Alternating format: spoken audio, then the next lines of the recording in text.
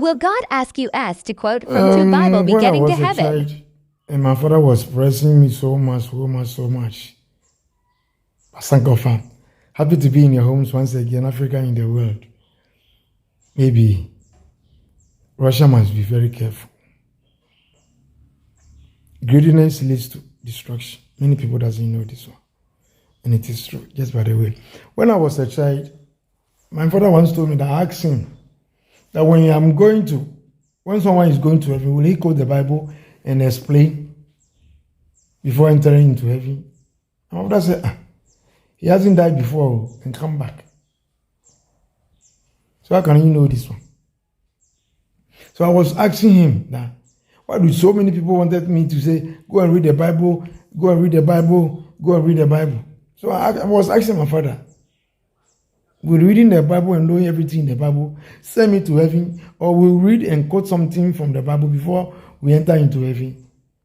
Also, Bempa, they ask you, the battle is the Lord. You should tell me something.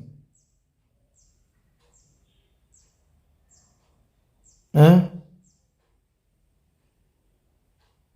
Then Matthew 4:44, Matthew 8:40, Matthew 8:50-44, Matthew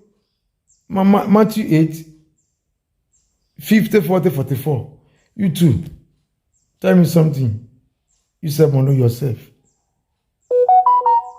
And then the head of Pentecost Church. You too, please. Will I read the Bible before I go to heaven? Also Bempa. Duncan Williams.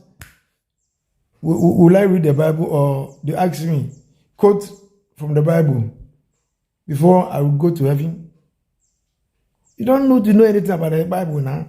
Because if the answer is no, that you don't need to quote the Bible or tell God anything about the Bible before you go to heaven, why are we learning it?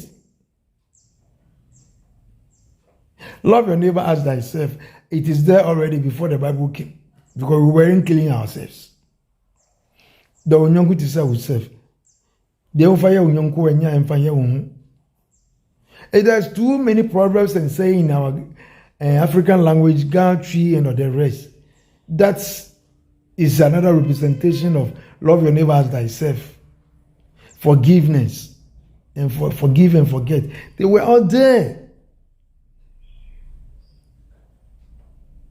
You don't need to quote the Bible in front of God, if there is God, to go to heaven.